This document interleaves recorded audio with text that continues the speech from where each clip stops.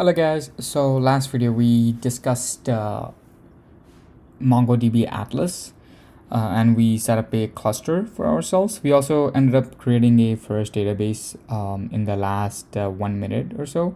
If you haven't created a database, go ahead and just go to your cluster under collection, create database, and then you should have it. You can also create, like once you're inside, you can create, the collection as you wish. Now for this video, we're gonna be connecting this to Rust, and we're gonna be adding, deleting, and updating, finding, adding, and deleting a document inside this collection, user collection, and we're gonna do it inside Rust. So to begin, we need the Mongo Rust driver, which is the official MongoDB Rust driver. Now inside Rust driver, there's two. One is async, another one is sync. For this video, we're gonna be using the sync API. I might do another video next week on async. I haven't decided yet, but we're gonna be using the sync API and accessing the cluster through the sync API for MongoDB. So now to begin, first we're gonna need to just have dependencies in our Rust. To begin, we're gonna go ahead and do cargo new, and we're just gonna call it Mongo test. It's gonna be created. Now we can move into our directory, Mongo test ls, and this should be our these should be auto-generated using cargo new. So now we can open this file and add our dependencies. So I'm just gonna, okay, so the first dependencies we're gonna add, actually let's go ahead and so if you go back to their website, their official website, if you go importing, you can either do it through crates.io, just do this and that's it. But if you want to specify async or sync, you need to configure it. So if you go down here, it says enabling sync API. This is what we need. So we're gonna just copy this and paste it. Paste it right here. Sweet. Now we're gonna just do cargo build.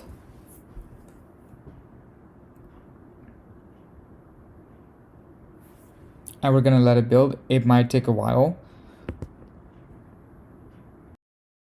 So once it's done building, we can go ahead and start importing our sync API here. So if you go back to their official documentation, if you just scroll down to where it says using the sync API, we can go ahead and copy this. So, and these two lines, we're gonna be using it in a bit, but for now let's just connect our database. So we're gonna go ahead and just gonna copy this,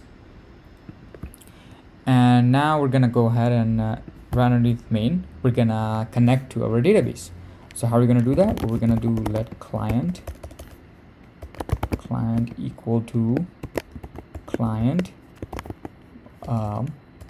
with URI str. So if you're wondering where I got this function from, so if you just go down here, it says let client with URI. So that's correct. So that's fine.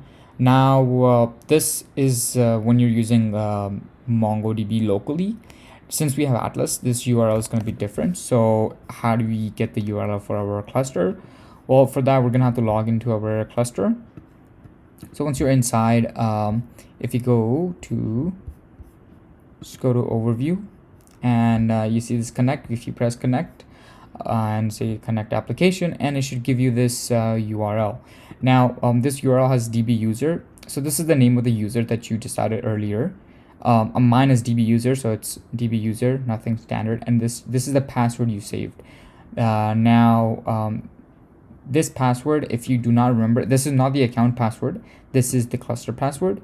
If you don't remember this password, you can go ahead and reset it. So if you go back, just press go back, and when you're here, create a database user, go ahead and click on this, and then should take you to, okay, it should take you to this page. So now if you have this, you can go ahead and edit, and here's password authentication. This is my username, and if you want, you can go ahead and edit password. You can enter a new password or auto generate, and then just copy the password, and then you can update the user. I'm not gonna bother changing the password, so I'm just gonna go ahead and cancel. And once you, if you do end up changing it, make sure you wait here. There should be a message here that says it may take a couple, and that message may take a minute or two to update your database. But yeah, so just do that.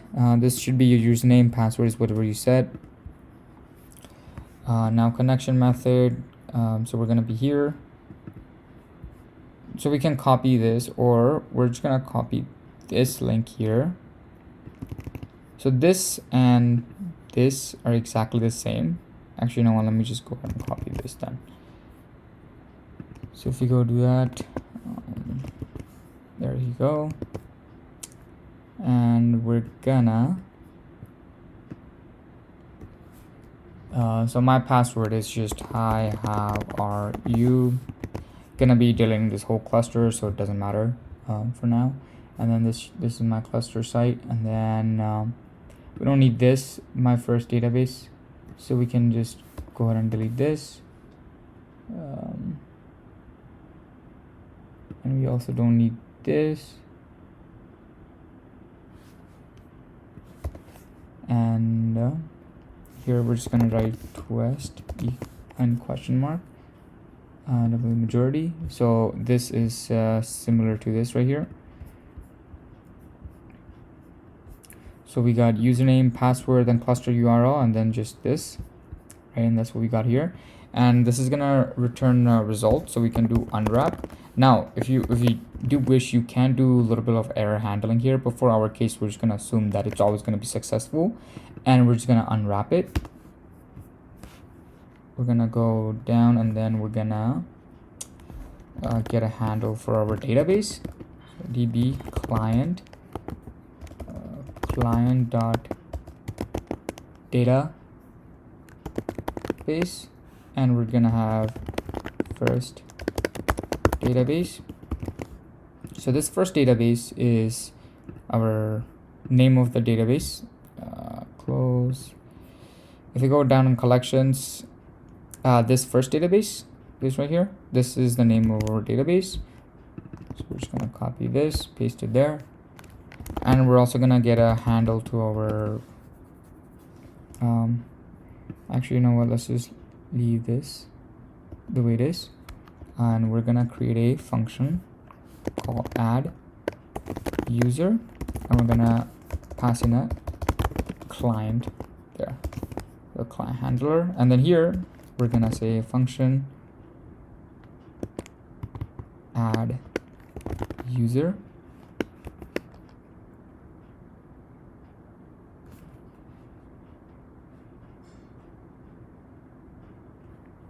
gonna be like, and we're gonna say, gonna pass in client, and client is gonna be MongoDB client, right? Sorry, MongoDB sync client, MongoDB sync client. And so we're gonna define database, which is gonna be client dot, sorry, not client dot database.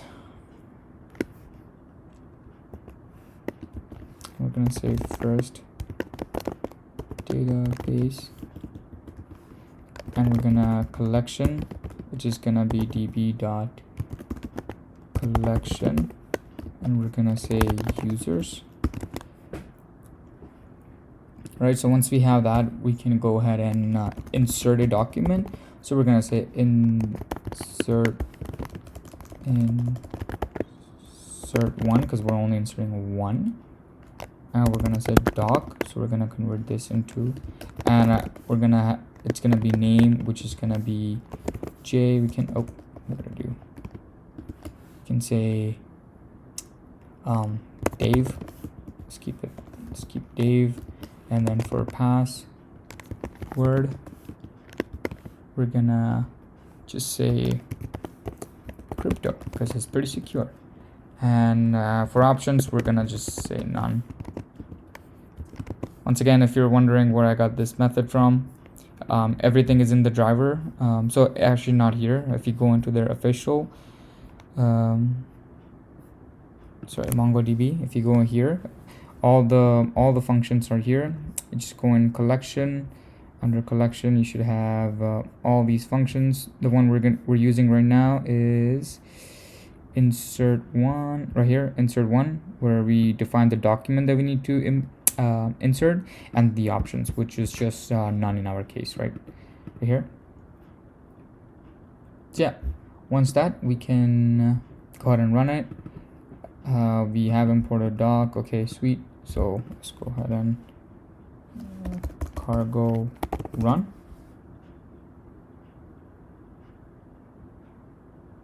Okay, so didn't print anything. That's because we're not printing anything.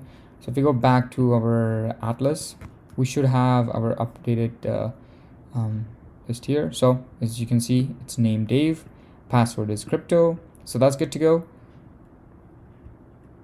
So we successfully created a function, add user. So now we can go ahead and do the other two functions that we decided to do. One was find user, so we're gonna find the user that's inside right now. We'll leave it to that. First, to find user, we need to define a struct for the type of user. So right now our struct is name and password, so that's what we're going to define here. We're just going to say struct name. For name, we're going to say user. For field, it is going to be name. Type is going to be string. Then password string, right? And then here, yeah, we need debug just for printing purposes. Oh, but there's two things we also need. One is serialize, and the other one is deserialize, which is required by the MongoDB driver. So we're gonna do that. Oh, I spelled both of them wrong, but it's okay. So if you go down here, see they have book. For us, it's user structure, and they need both of these. So we're just gonna copy this here, paste it here, right? And we're also gonna need to copy this and paste it here. So now for using this, we also need to import it. So if you go back to our dependencies, we can go ahead and import this. Actually, let me just can go ahead and just create .io.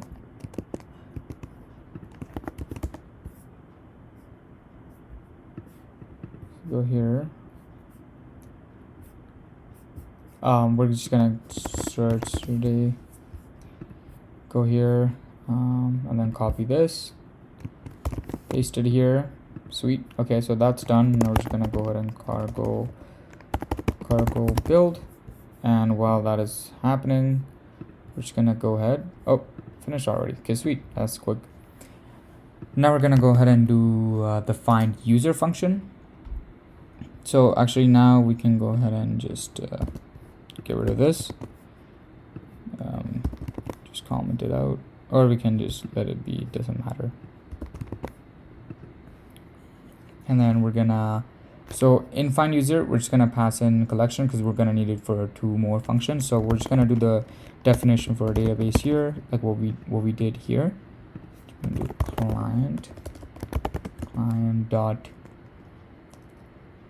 client dot database, and it's going to be first database.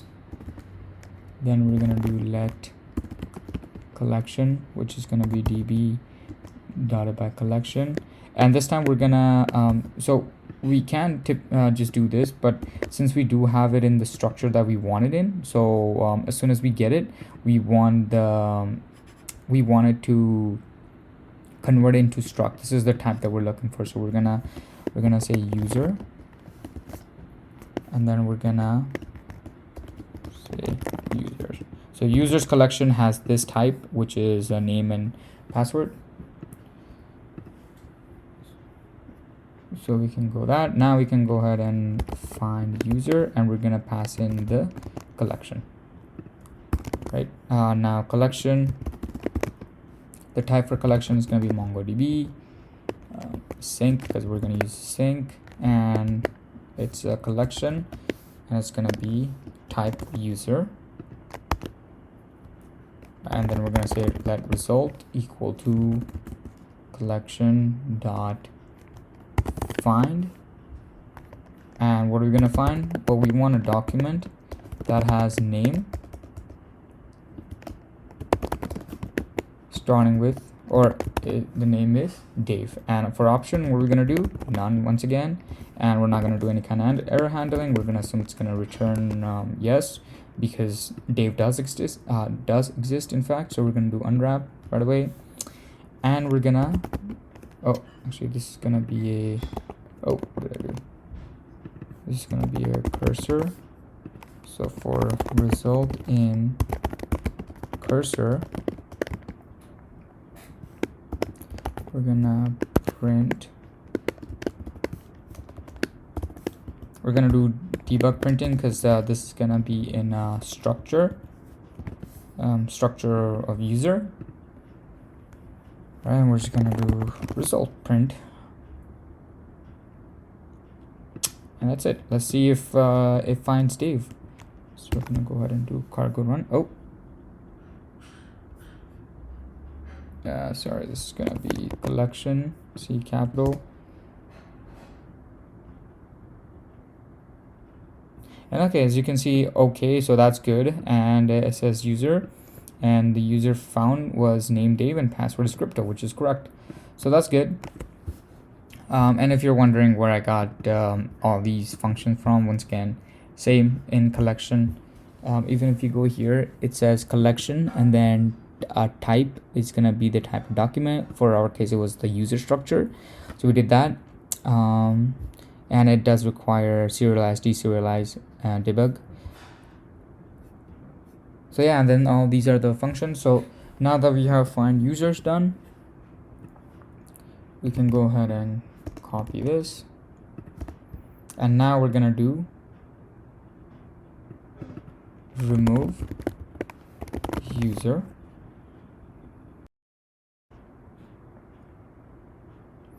So for remove user, we're gonna pass in the same variable, but it's but now instead of saying find one, we're gonna do delete one. So we're only gonna delete one of them, as gonna be the first one that matches the query. The query is gonna remain the same. We're just gonna do name Dave.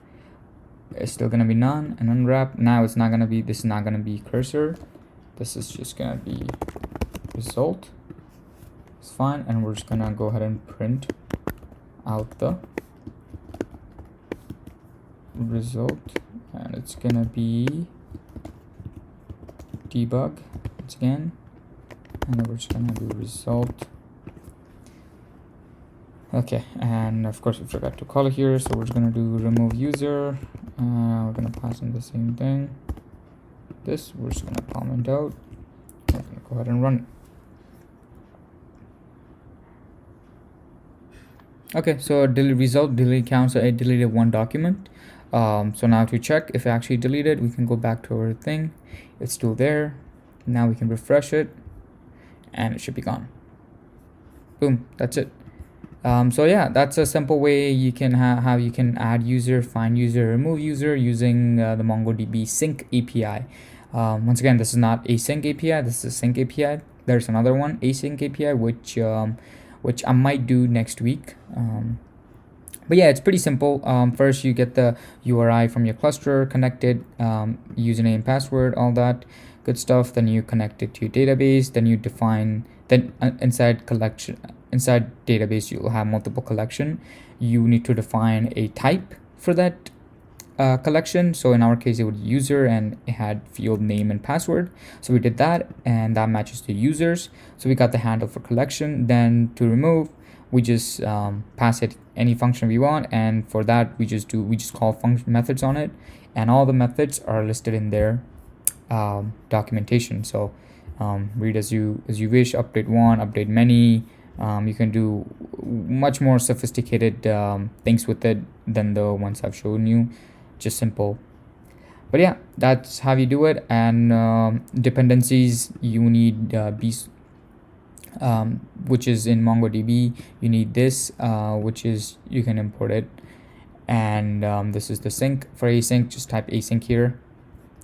But yeah, that was the scope of this video. I hope it was easy to follow along, and I hope you're able to connect it to your MongoDB Atlas that we created last time together. Yeah, other than that, have a wonderful day.